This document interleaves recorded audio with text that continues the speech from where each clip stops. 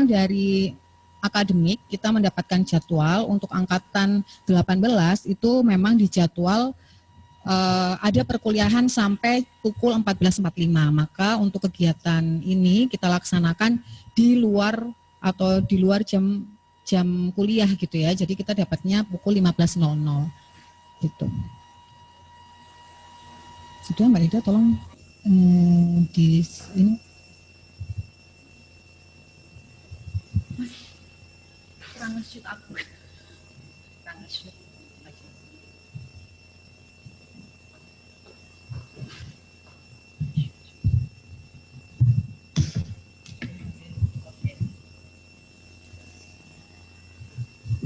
Ya. Oke. Ya. Sudah berapa mahasiswa yang ikut? 161. Masih belum bertambah ya, 161. Harapannya segera dihubungi lagi teman-temannya yang belum ikut.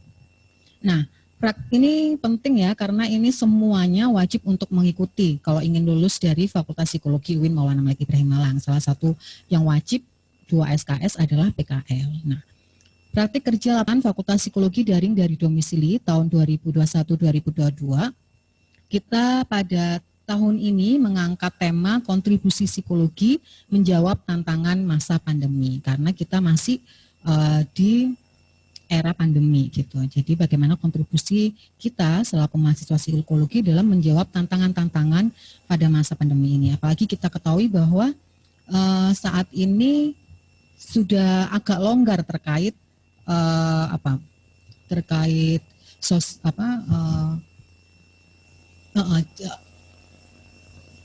pelaksanaan pelaksanaan PKL atau kalau kita di masyarakat kan sekarang sudah mulai sekolah udah mulai tatap muka, kemudian di industri juga sudah mulai bekerja walaupun mungkin 50% gitu ya. Di kampus kita di UIN Malang juga 50%. Jadi dosen pun juga hadir ke kampus 50%, kemudian 50%-nya WFH. Nah, pasti akan berbeda dengan tahun yang kemarin. Kalau tahun kemarin kita memang total ya untuk masyarakat tidak boleh berkegiatan lebih di luar gitu. Jadi ini kita sudah ada tantangan baru dan pastinya adaptasi baru juga diperlukan oleh masyarakat. Nah, ini bagaimana kontribusi mahasiswa psikologi untuk menjawab tantangan itu dan untuk mendampingi masyarakat gitu ya. Lanjut, Bilda. Nah.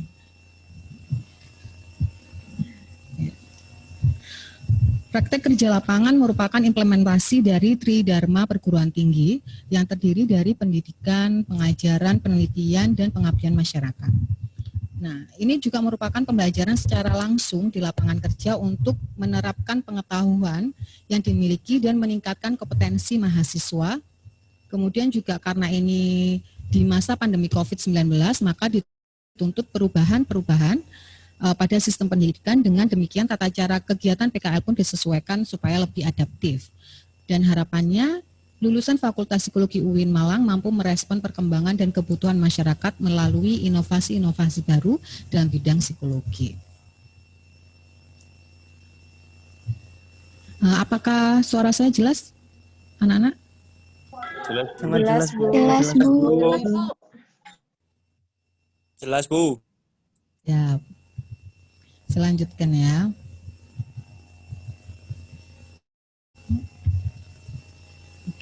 Nah, PKL ini adalah program kegiatan pembinaan yang terstruktur di mana mahasiswa ditempatkan di instansi atau masyarakat untuk meningkatkan kompetensi mahasiswa Fakultas Psikologi UIN Maliki Malang.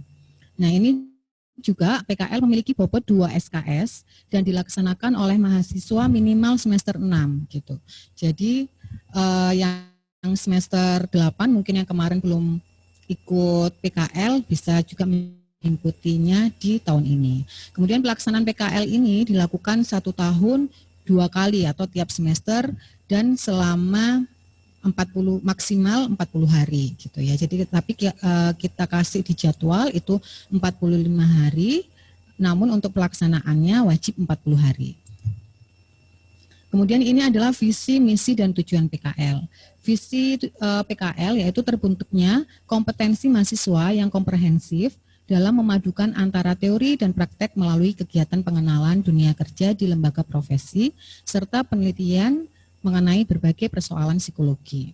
Kemudian di situ juga tertera misinya, ada beberapa misi. Yang pertama, mengantarkan mahasiswa pada pengetahuan yang integratif antara teori dan praktik di masyarakat, lembaga profesi dan instansi. Kemudian melatih mahasiswa dalam menyelesaikan permasalahan yang berkembang di lembaga profesi atau masyarakat, dan seterusnya. Nanti bisa dibaca sendiri ya untuk misi dan juga visi misi serta tujuan PKL ini. Nah, ini juga nanti akan kita share di e-learning ketika kalian semua sudah mendaftar. Kemudian ada 7 kompetensi dasar mahasiswa yang didapatkan dari kegiatan PKL ini. 1, mampu melakukan aktivitas keilmuan psikologi dengan wawasan, sikap, dan perilaku yang mencerminkan nilai-nilai Islam. Jadi harapannya di sini nilai-nilai Islam juga terus kalian cerminkan dalam kegiatan-kegiatan atau program-program PKL kalian. Nah, ini juga nilai integrasinya. Kemudian yang kedua, mampu melakukan penelitian dalam bidang psikologi. 3, mampu melakukan asesmen psikologi dan pembuatan laporan sesuai dengan batas kewenangan keilmuan psikologi dan seterusnya. Nanti juga bisa dibaca sendiri ya terkait 7 kompetensi dasar mahasiswa ini. Capaian pembelajaran ini wajib kalian ketahui dan juga penerima program ketahui. Ini ada sikap, penguasaan pengetahuan, keterampilan khusus serta keterampilan umum. Nanti bisa dibaca juga. Lanjut. Manfaatnya untuk mahasiswa itu adalah melatih berpikir kritis kalian dalam memecahkan masalah yang terkait dalam bidang keilmuan psikologi, membuka wawasan konkret tentang situasi dan kondisi lapangan yang berkaitan dengan keahlian akademik atau bidang keilmuan psikologi dan lain-lain. Itu bisa dibaca. Kemudian Fakultas Psikologi dapat manfaat untuk Fakultas Psikologi. Fakultas Psikologi dapat mengembangkan program kerjasama yang bermanfaat bagi kedua belah pihak, baik akademik maupun non-akademik. Dan seterusnya bisa dibaca. Manfaat untuk penerima program PKL, pastinya penerima program memperoleh kontribusi nyata dalam bentuk partisipasi aktif mahasiswa peserta PKL dalam upaya meningkatkan kualitas kelembagaannya. Kemudian penerima program dapat menjalin hubungan kerja yang bermanfaat bersama Fakultas Psikologi UIN Maliki Malang. Nah, ini yang terpenting ya untuk mahasiswa peserta PKL. Peserta PKL ini adalah mahasiswa sedang atau telah menyelesaikan perkuliahan pada semester 6. Kemudian penempatan program magang disesuaikan dengan minat mahasiswa, yaitu nanti ada 4 pilihan bidang minat psikologi, ada psikologi sosial, psikologi industri organisasi, ada psikologi klinis, dan psikologi pendidikan, dengan menginternalisasikan nilai-nilai keislaman, karena kita dari UIN Maulana Malik Ibrahim Malang. Kemudian juga mahasiswa mengambil program PKL pada KRS dan mendaftar di Sisbak online. Nah, ketentuan peserta PKL, mahasiswa yang mengikuti rangkaian pelaksanaan PKL mulai dari sosialisasi, pendaftaran, pembekalan, dan pelaksanaan serta seminar hasil. Jadi kalau ada yang miss satu, maka ya akan ada nilai tertentu nantinya ya, atau mungkin ada pengurangan nilai. Mahasiswa mengumpulkan tugas dan laporan PKL secara lengkap serta laporan dinilai saat seminar hasil. Mahasiswa yang terlambat menyelesaikan PKL, maka mahasiswa tersebut akan memperoleh nilai E pada semester tersebut dan mendaftar kembali sebagai peserta PKL pada saat pengisian KRS di semester berikutnya. Jadi untuk pelaksanaan PKL ini kita dibantu platform e-learning. Jadi harapannya di sana kan sudah ada waktu-waktunya yang bisa tepat, dan harapannya juga bisa tidak ada keterlambatan gitu. Jadi nanti bisa terekap semuanya apa yang kalian lakukan selama PKL. Kemudian ini pelaksanaan PKL, kegiatan praktik kerja lapangan Fakultas Psikologi UIN Maulana Malik Ibrahim Malang ini sosialisasi sampai dengan seminar hasil PKL akan dilaksanakan pada April sampai dengan Agustus 2021, sampai akhir Agustus. Nah, April ini kan kita ini ya sosialisasi, pendaftaran serta pembekalan kita laksanakan di bulan ini. Nah, ini ada panitia pelaksana PKL. Mungkin sebelumnya ada yang mau bertanya, kami persilakan.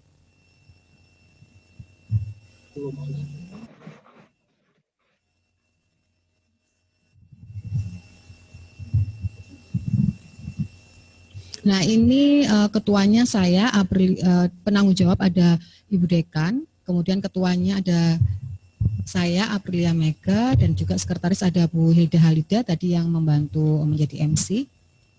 Kemudian ini ada krisis center, jadi krisis center itu nanti kalian tugasnya di sini memberikan masukan terkait pemilihan lokasi PKL, mengidentifikasi karakteristik lokasi PKL, membagi ya ada pembagian kelompok mahasiswa mungkin di ranah bidang, itu juga dari bidang krisis center, kemudian juga menerima pengaduan masalah, mungkin yang di lapangan ada permasalahan apa, juga langsung bisa ke krisis center. Ini ada Bu Umdatul Khairat, ada Bu Anindita, ada Pak Holili, dan juga ada Bu Novia. Jadi mohon kerjasamanya ya Bapak Ibu. Iya, jadi di sini sudah kumpul beberapa krisis center juga mengikuti kegiatan pada sore hari ini. Iya, kemudian ada seksi pembekalan dan ujian, ada Bu Fuji, ada Bu Seli, ada Pak Arif Furkon, ada Bu Sofi, Bu Nurul Sofia, kemudian ada Pak Hanif dan Pak Seno. Nah ini yang tiga ini sih yang kalian perlu tahu ya, ada sekretaris bidang krisis center dan juga bidang pembekalan dan ujian. Nah, sekretaris itu ada Bu Hilda Halida ya. Beliau bertugas untuk mengatur kegiatan administrasi, kemudian menyiapkan proposal pelaksanaan PKL.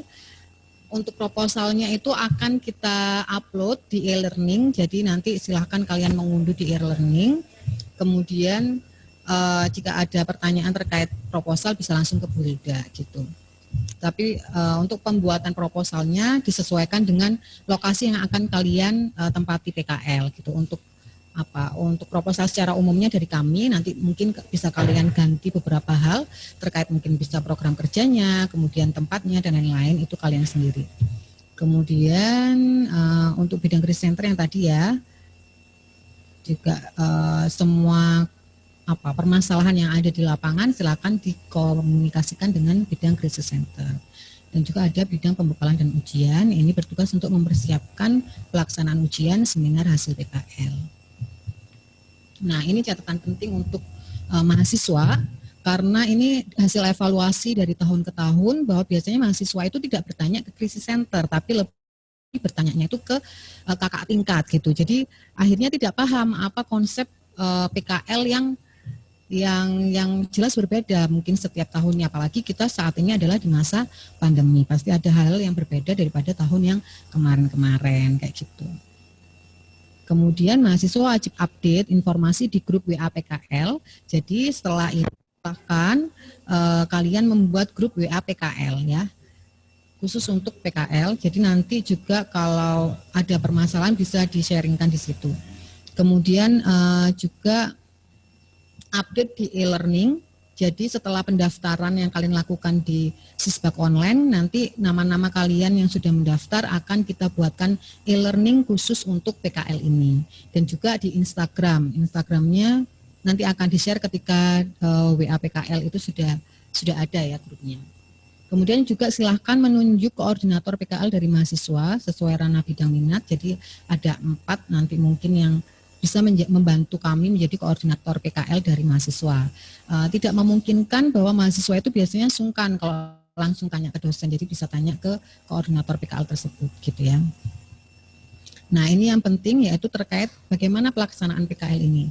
PKL ini untuk tahun ini dapat dilaksanakan di instansi atau lembaga dengan menggunakan protokol kesehatan secara ketat dan diikuti dengan persyaratan MOU dan LOE dari lembaga yang terkait gitu. Jadi kita bisa mengetahui apakah memang sudah mendapatkan izin dari lembaga tersebut gitu. Jadi akan kita terima kalau yang sudah mendapatkan izin yaitu dari LOE dari lembaga tersebut.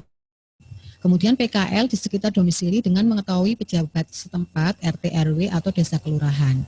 Jadi bagi kalian yang mungkin tidak mendapatkan instansi atau lembaga bisa pelaksanaannya itu di sekitar domisili kalian. Mungkin ada pendampingan terhadap anak berkebutuhan khusus, ada tetangganya, kemudian kita ada program yang mungkin bisa membantu mereka gitu menjadi shadow di menjadi shadow anak tetangga kita dan lain sebagainya. Nah, itu bisa dilakukan. Atau ingin meningkatkan peran Karang Taruna mungkin di desa atau di kelurahan dan lain sebagainya. Itu bisa ya. Nanti bisa dikoordinasikan kemudian bersama DPL. Kemudian PKL ini dapat dilakukan secara kelompok ataupun individual. Namun dalam segala pelaporannya tetap secara individual gitu. Jadi pelaksanaannya mungkin bisa kelompok, namun pelaporannya tetap secara individual gitu. Nah, saya arahkan juga kalau bisa kelompok mungkin di domisili rumah kalian itu ada atau di kecamatan gitu ya, satu kecamatan atau satu kota. Nah, itu bisa berkoordinasi bersama untuk melaksanakan PKL secara kelompok gitu.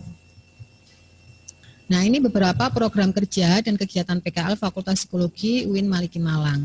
Ini tawaran program bidang minat psikologi klinis, ada asesmen psikologis, ada intervensi psikologi berupa psikoedukasi, kemudian ada peningkatan penanganan individu yang mengalami problem mental dan juga penanganan dampak COVID pada kesehatan mental dan masyarakat. Saya lanjutkan atau mungkin ada pertanyaan dari mahasiswa? Halo, boleh unmute? Apa ada pertanyaan? Bu. Ya, silakan. Siapa yang mau bertanya? Dilanjutkan dulu, Bu. Oke, saya lanjutkan ya. Nah, ini ada tawaran program bidang minat psikologi pendidikan. Ada penanganan dampak COVID pada pendidikan, kemudian ada pembinaan karir, bimbingan belajar, bimbingan individual, penanganan problem siswa dalam kegiatan belajar, peningkatan pencapaian pembelajaran nilai dan karakter pada siswa, asesmen dan rancangan intervensi terkait kesulitan belajar, ada terkait psikologi sekolah, mungkin di sistem sekolahnya, atau resiliensi guru dan murid, ada juga psikoedukasi atau pelatihan, cara belajar efektif, cara meningkatkan motivasi belajar, dan lain sebagainya. Nah, itu bisa kalian lakukan, nanti juga bisa lebih jelasnya, bisa kalian diskusikan dengan DPL. Kemudian ada tawaran program bidang minat psikologi sosial, ada dampak COVID pada keluarga, kemudian ada konseling pribadi dan kelompok pada fenomena patologi psikososial, kemudian ada pelatihan team building mungkin, atau recovery bencana gempa, yang saat ini terjadi di Kabupaten Malang itu kan ada ya, recovery bencana gempa. Kemudian juga ada desa wisata sehat atau dinas sosial atau PKH, melalui PKH dan Puspaka dan lain sebagainya. Kemudian ada dari psikologi industri dan organisasi, ada penguatan World Mental Health, kemudian ada penanganan dampak COVID pada lembaga dan SDM, ada leadership, kemudian pelatihan dan pengembangan tenaga kerja, dan seterusnya. Gitu. Saya lanjutkan ya. Kemudian ini program PKL Solution Based. Jadi untuk konsep kita pada PKL tahun ini adalah program PKL Solution Based. Jadi kita berbasis solusi. Yang awal kita lakukan adalah need analysis melalui wawancara atau mungkin analisis SWOT jika diperlukan, dan juga alternatif pemecahan masalahnya seperti apa. Nah, itu pastinya juga perlu didiskusikan dengan DPL. Kemudian ini ada beberapa pilihan bidang minat, ada klinis, pendidikan, sosial, dan bio. Kemudian kalian menentukan sasaran program dan juga target capaian, kemudian program intervensinya apa, kemudian monitoring dan evaluasi, serta pelaporan hasil. Yang semua setiap tahap-tahap ini juga pastinya perlu dibimbing oleh dosen pendamping lapangan supaya sasaran dan target capaiannya itu bisa tepat. Ini ya, ini bentuk pelaksanaan program PKL Solution Based. Ada wawancara penerima program. Jadi mahasiswa menghubungi instansi atau penerima program melalui melakukan wawancara mendalam untuk mencari masalah yang ada terhadap penanggung jawab program PKL di instansi atau penerima program. Jadi kalian bisa wawancara kepada calon penerima program, kemudian nanti diupload di e-learning. Kemudian yang kedua yaitu melakukan analisis kebutuhan ini bersama DPL. Kalau sudah dapat apa rancangannya, action plan-nya apa, kemudian dibuat proposal kegiatan. Jadi rancangan intervensinya seperti apa, programnya seperti apa. Nah, ini juga nanti ada di pedoman PKL kita yang tahun ini gitu. Pedoman itu juga akan didapatkan ketika kalian sudah mendaftar di Sisbak, kemudian masuk di e-learning. Jadi, nah ini tanggal-tanggal penting kita. Kemarin sudah kita laksanakan sosialisasi dengan dosen, namun sebelum sosialisasi pastinya sudah ada rapat-rapat dengan panitia PKL. Kemudian saat ini kita melakukan sosialisasi kepada mahasiswa. Kemudian setelah sosialisasi besok bisa dilakukan pendaftaran sampai pada tanggal 29 April. Nah, tanggal 1 Mei-nya kita lakukan pembekalan mahasiswa. Tapi ini untuk pembekalan masih dalam proses izin ya, untuk apakah bisa dilaksanakan di hari Sabtu gitu. Karena untuk sore itu kita juga kurang bisa, karena di UIN sendiri kita jam kerjanya sampai jam 3 gitu. Di kantor akan gitu ya, jadi masih perlu dirapatkan kembali terkait pembekalan ini pastinya tanggal berapa. Jadi ini kita buat di hari Sabtu gitu, yang semuanya mungkin akan siap dari mahasiswanya ya, karena tidak ada perkuliahan, kemudian dari dosen-dosen juga tidak ada mengajar. Kemudian akan ada sosialisasi e-learning pada DPL. Kalau kepada mahasiswa tidak perlu ya, karena sudah tinggal ini aja, tinggal apa, karena akan ada beberapa hal untuk DPL gitu, jadi perlu ada sosialisasi. Kalau untuk mahasiswa kalian tinggal upload aja, jadi saya pikir tidak perlu sosialisasi e-learning karena sudah terbiasa menggunakan e-learning juga gitu.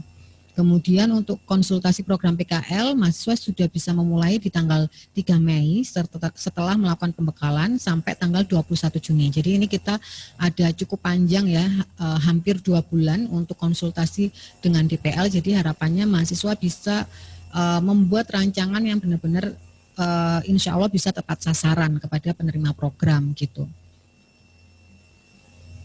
Kemudian untuk nama-nama DPL juga akan kita beritahu di e-learning, atau juga nanti bisa by WA gitu ya, kita jalin komunikasi supaya tidak ada miskomunikasi. Kemudian untuk seminar rancangan, jadi sebelum kalian terjun ke lapangan, kalian akan ada seminar rancangan gitu, mengisi lokasi di Google Form dan juga upload program PKL di e-learning. Jadi seminar rancangan ini antara tanggal 21 sampai 24 Juni. Nah, mungkin ketika seminar rancangan itu kalian mendapatkan masukan-masukan dari teman-teman yang presentasi seminar rancangannya, itu bisa kalian ganti. Kemudian tanggal 25 Juni itu harapannya sudah fix apa yang akan kalian lakukan selama PKL itu, program-programnya apa, kemudian lokasinya apa, itu tidak bisa berubah gitu ya setelah tanggal 25 Juni ini. Nah, untuk pelaksanaannya tanggal 28 Juni 2021 sampai 11 Agustus 2021 gitu.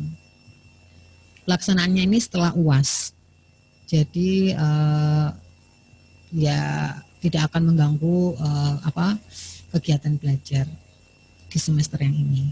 Kemudian ada pengumpulan lapor hasil PKL dan juga nilai pamong itu tanggal 17 Agustus. Paling terakhir ya, tapi jika tanggal 11 Agustus sudah selesai silakan langsung dikumpulkan. Ini juga semuanya by e-learning. Kemudian ada sidang PKL dan juga akan kalian dapat nilai dari DPL itu juga waktu sidang PKL ini antara tanggal 19 Agustus sampai 26 Agustus ini akan dijadwal gitu. Kemudian input nilai akhir 1 sampai 8 September 2021 gitu. Jadi kalau bisa memang berkelompok yang memang dekat domisilinya. Lanjut. Tapi untuk pelaporan tetap individu ya. Mungkin program kerjanya juga akan berbeda, juga diperbolehkan. Nah, ini alurnya kita sosialisasi, kemudian pembekalan, kemudian mahasiswa mengirimkan video wawancara dengan penerima program, kemudian mahasiswa bersama DPL melakukan analisis dan membuat sebuah rancangan program, kemudian mahasiswa presentasi rencana program, lanjut pelaksanaan PKL, dan terakhir adalah pengumpulan laporan serta sidang hasil PKL. Nah, ini ada tugas-tugas peserta PKL. Yang pertama yaitu mengikuti pembekalan dan juga termasuk sosialisasi pada sore hari ini juga wajib diikuti ya. Nanti akan mungkin karena tadi ada permasalahan masih 179 orang yang kan masih ya sekitar berapa? Sekitar 70-an yang belum hadir ya pada sore hari ini. Jadi akan coba kita buat di platform e-learning. Jadi nanti ini kan direkam, akan juga di e-learning itu akan ada video dan juga beberapa kalian nanti bisa menjawab soal-soal untuk nanti saya coba bukakan contohnya. Jadi supaya kalian juga bisa kami mengetahui bahwa kalian mengikuti sosialisasi dan juga pembekalan secara utuh gitu. Jadi walaupun kalian di ranah bidang sosial mungkin tetap harus mengikuti pembekalan di semua ranah bidang, baik itu klinis, pendidikan maupun bio. Nah, setelah tugasnya yang pertama yaitu mengikuti sosialisasi dan pembekalan. Yang kedua itu adalah video wawancara. Jadi kalian semua wajib untuk melakukan wawancara kepada calon penerima program. Kemudian nanti bisa di-upload linknya saja di platform e-learning gitu. Mungkin bisa lewat Google Drive atau mungkin kalian punya YouTube, bisa linknya kalian share di e-learning kalian nanti. Kemudian ada seminar proposal kegiatan yang tadi ya, seminar rancangan itu. Nah, kalian mempresentasikan hasil analisis dan rancangan program PKL menggunakan platform Zoom. Nanti akan kita buatkan jadwalnya. Kemudian ada laporan jurnal harian. Jadi logbook ini memang wajib, walaupun KKM pun kalian juga ada gitu ya yang kemarin, dan juga PKL tahun-tahun sebelumnya juga pasti ada laporan jurnal harian. Jadi selama hari itu kalian apa? Nah, itu bisa kalian laporkan di platform e-learning. Nanti rencananya kita akan membuat setiap 1 minggu sekali untuk kalian maksimal melaporkan gitu. Mungkin kalau setiap hari kan tidak mungkin ya, mungkin kalian capek atau setelah kegiatan dalam seharian penuh. Nah, di akhir minggu bisa kalian buat laporannya dan kalian upload di e-learning. Kemudian ada sidang laporan akhir PKL, ini mengumpulkan laporan akhir PKL, kemudian output kegiatan berupa jurnal penelitian atau modul kegiatan atau esai atau artikel berita. Jadi kalian bisa memilih salah satu ini, jurnal penelitian, modul kegiatan, esai atau artikel berita. Kemudian yang ketiga ada nilai dari penerima program dan juga DPL. Ya, saat sidang laporan nanti ketiga hal ini harus sudah dikumpulkan gitu. Untuk penilaian, untuk nilai dari mitra PKL 50%, kemudian nilai dari DPL 40%, dan pelaporan hasil PKL, nilai dari DPL 40%, pelaporan hasil PKL 10%, jadi totalnya 100%. Nah, oke, penutup kerjasama yang baik antara penerima program PKL dengan fakultas UIN Maulana. Amin ya rabbal alamin. Wassalamualaikum warahmatullahi wabarakatuh.